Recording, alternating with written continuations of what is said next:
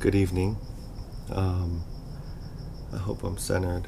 So, I'm re-recording the very first video I did today because going through the videos to edit, I realized my audio wasn't working, and I don't want to do a voiceover because that's going to be more time consuming and difficult. So I'm going to re-record the intro.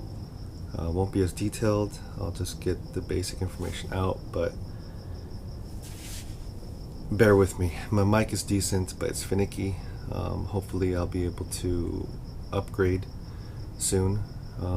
But until then, we'll just have to deal with it. Anyways, so today's project is actually two projects together. I'm going to be making a computer desk that eventually will turn into a workbench in the future, but we need a computer desk now. And the secondary project is a computer desk for a family member, friend, customer, client, I don't know.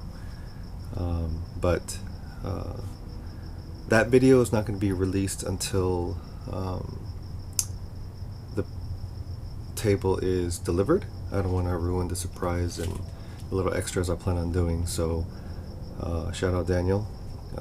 So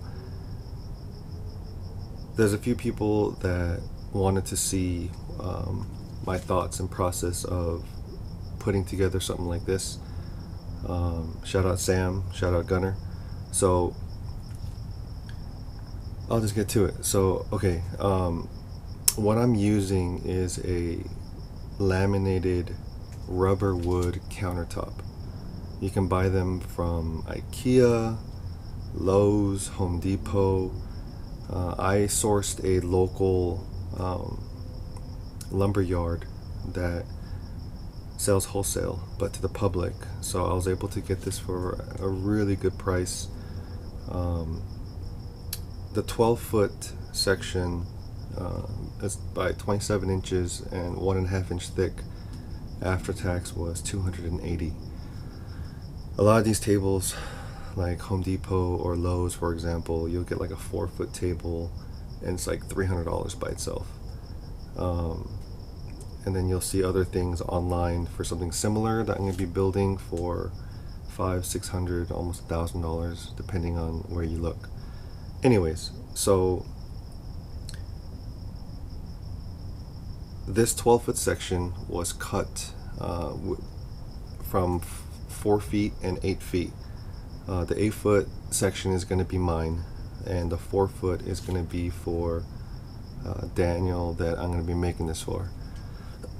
and Grace. It's going to be her main computer desk.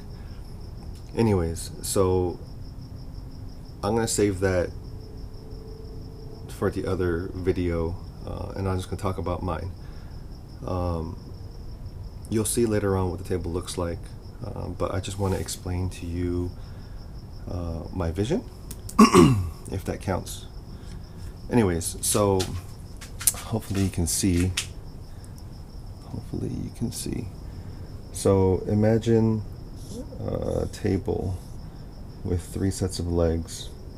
The table is going to look like this, right? You have a leg here, a leg there, and a leg there. And what I plan on doing later in my garage is I'm going to be putting a 46-inch rolling tool cabinet that will look something like this. That's going to be able to slide and fit underneath this portion of the table. And then on this side, I'm going to be putting another cabinet, probably the same size, maybe something a little smaller, that will look more like this. So it'll be able to hold chemicals, solvents, glue, etc. Something that I need more vertical storage in.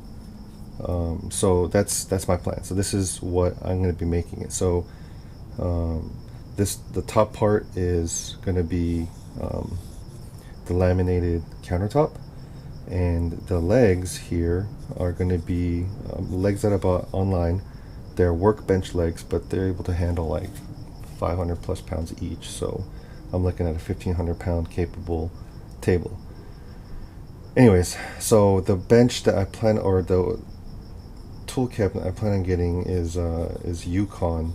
It's their 46-inch model, and on top of the tool cabinet is actually a solid wood top on it as well. So later, because these are going to be on casters, if I need to, I can pull this out and use that as a work surface as well. But this is going to be my everyday type of workbench. For those that know, I built another pretty heavy-duty workbench out of 4x4 and laminated 2x4s. That bench, or this bench, is going to be used like as a center workspace, or possibly outdoor workspace, because it's made to be outdoors, like how I am here. Tools needed for this project, you can do it very simply, or you can add tools as you can to increase, what you have available. But you need a saw, measuring device, router, and a sander, and a drill. So you can do this with hand tools. Like, you don't have to have a circular saw. You can do this with a hand saw. You don't have to have a router to chamfer or round over your edges. You can use sandpaper on a sanding block. You don't need a random orbital sander or a belt sander that I have. You can use, again, a sanding block and hand sand if you need to. So for me,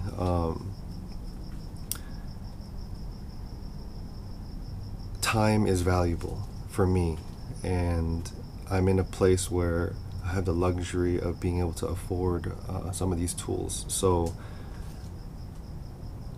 I chose to go with using power tools and being able to go through this process faster, because again, I don't have a shop, I don't have a garage yet. I have a pop-up tent and an outdoor space that's exposed to the elements. So a lot of my projects is based a lot on weather.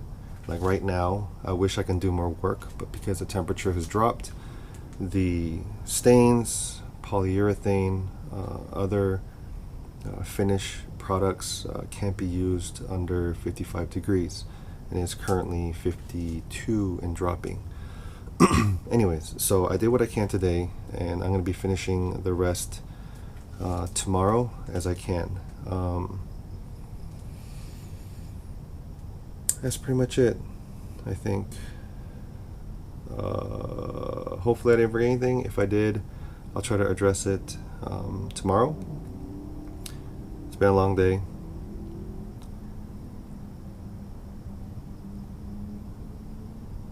Been a long day.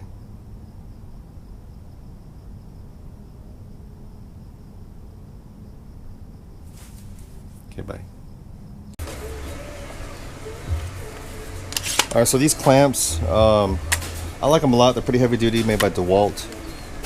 Yes, quick grips, Irwin quick grips are more popular for what these styles are, but I was able to buy a set for like 20 bucks at Home Depot, and honestly they grip a lot better than the Irwins I've used.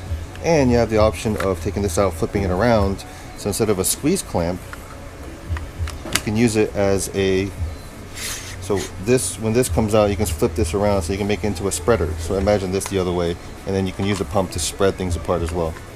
But for my needs currently, this is what I'm using.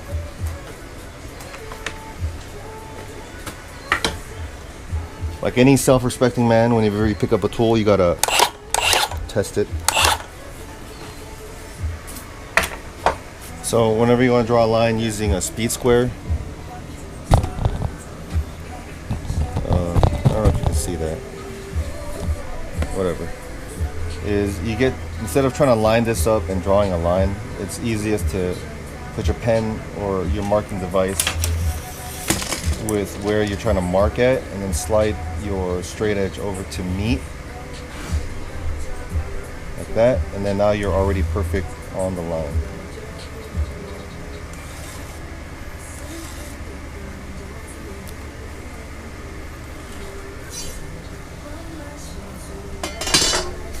From there, confirm this straight edge matches with that side, and it does. Okay. So this pencil is made by Pentel. It's model PG1019, and it's a 0.9 thickness lead pencil. But I love it because most of the time you're worried about breaking the tip off, but after you're done, when you clip it in your pocket or whatever, if you just push this, it retracts the tip, so you don't have to worry about it breaking. If you ever need it again, it just comes out.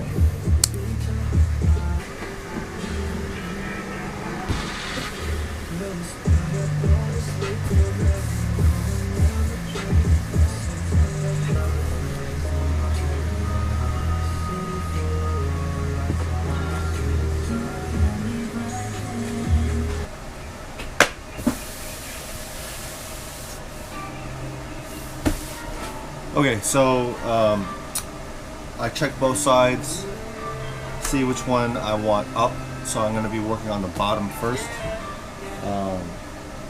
For the most part, it's pretty smooth already, but I don't know what the grid is, and I want to have more control. So basically, I'm going to be sanding to 220 and smooth things over. I'll round the corners off and use a round over bit for all the edges, corners. That's pretty much it. Let's get to work.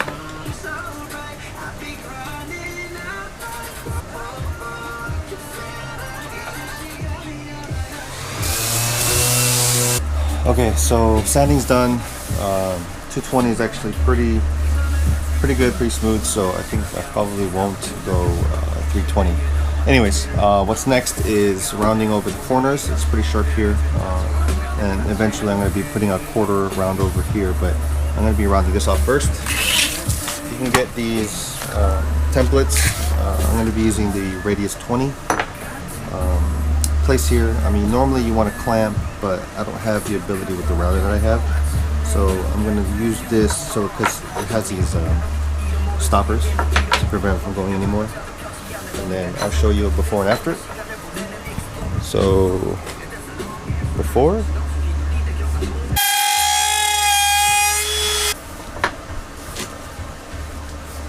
I have to do 2 cuts because the depth of my bit is not long enough.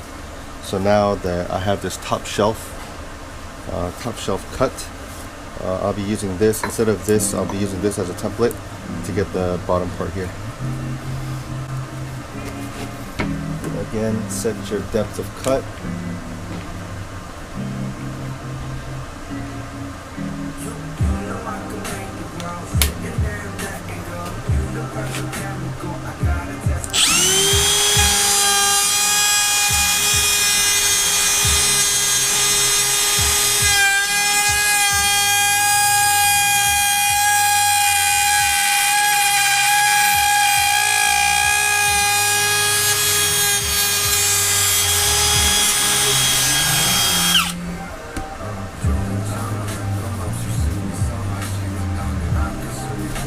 Okay, good. And here's the after.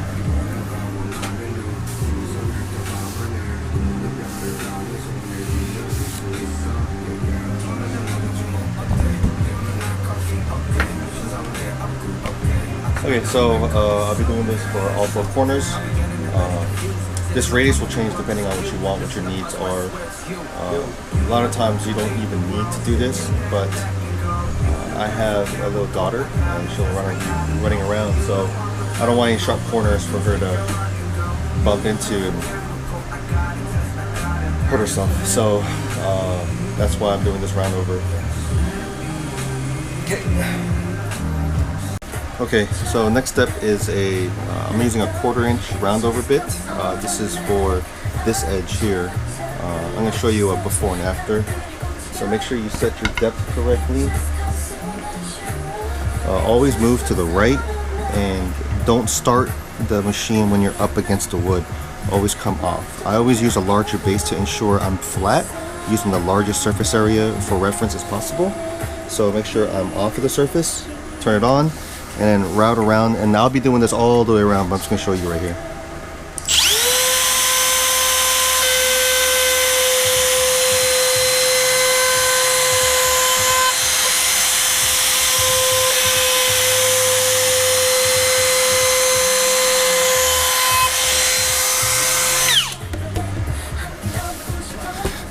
So you see how it broke up the sharp edge, but it still holds the shape. So let's look here.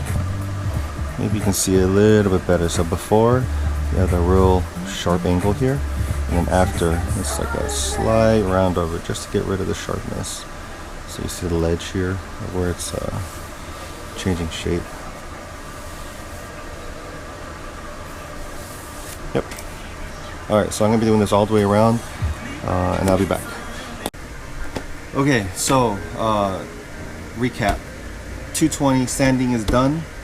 I went both directions to make sure I get all the valleys. Corner shape is done. Edge roundover is done. What's left is I'm going to be raising the grain. And then from there I will stain and seal. So raising the grain, this is just a water bottle with a pump, so I don't have to keep pumping. I can just hold it down and go keep spraying. I actually use this for laundry, t-shirts and stuff. I'll spray this down at night, hang it up overnight, and all the wrinkles will come out. Anyways, so this is made by a company called Solo. This is their 1 liter version. You can just pump. I want a little bit of a finer mist. Good. So I don't want to fully saturate the surface here. What I want to do is saturate enough so the top very thin fibrous layer will absorb the moisture. And what will happen is right now everything is flat, and whether you're sanding back and forth, microscopically these fibers will lay down. So what you're doing with this is when you spray it, it wants to go back to its original form. So all these fibers that feel smooth or whatever will eventually come up like this.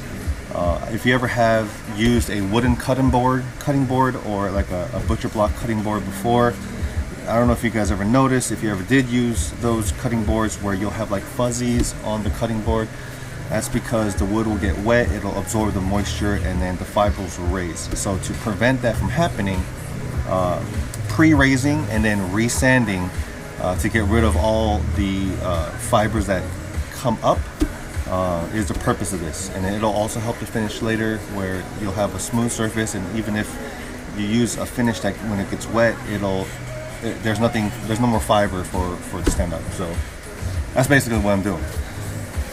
So now that I'm done sanding, I still have bits and pieces of wood. I'm going to be using my air to blow off the surface, and then I'm going to saturate with water, and I'm going to leave while I go have lunch.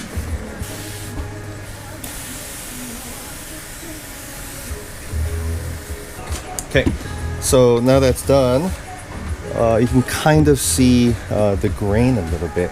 It's going to give you a preview of what to expect or what it's going to look like. So this is the bottom side that I'm doing first. There's some areas that I filled with wood filler. It's just not the greatest side. There's some rough patches or whatever, but it's fine. It's going to be on the bottom side of the table. Anyways, so I'm going to let this sit and dry. And while it dries, all the fibers will raise up. I'll give it one more full sanding. And then from there, I will stain and seal. And then seal, let it cure, attach the legs, and then I'll flip over using the legs so I don't have to use this table anymore, because eventually stuff's it's gonna drip off. The finish or the stain might drip off. So that's what I'm gonna do. Okay, be back.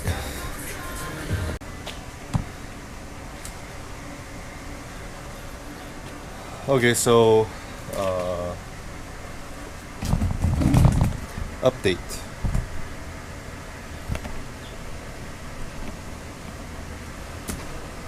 Water's been sprayed, fibers were lifted. I resanded with 220 grit. Now everything is smooth. Used air to blow off the dust, and then I used cloth to remove whatever was left. Now, since the surface is prepped, staining begins. I am using Verithane's oil-based espresso wood stain. Yep, let's get to it. You can brush this on. I'm using a staining pad. It holds a lot of stain at one time, and for me, application's easier.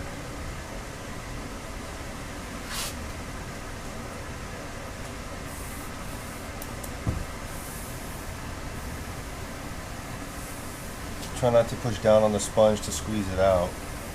You just want it to do its own thing.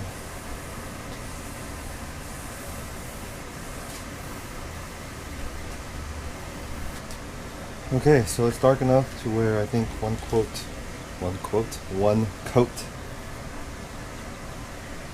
for me and my needs is going to be enough. So now let it sit for 2 hours for it to dry. I'll give you a close-up. Don't wear light colored clothing, but I don't care.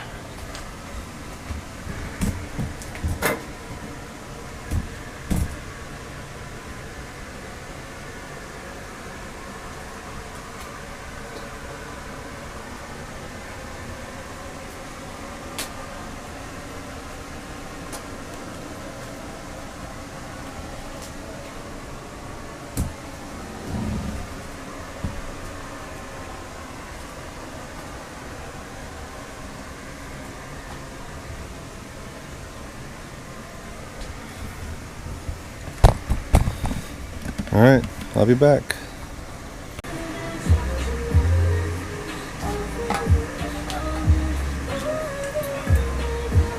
Alright, so update. Multiple stains, multiple coats of the stain. I use an oil-based espresso color stain. Requires at least 8 hours for it to dry completely. That's with optimal conditions, with it being later in the day and the weather being the way it is. Probably end up just leaving it overnight, and then I'll start this. So this is the bottom side. I'll start the polyurethane coating tomorrow, and then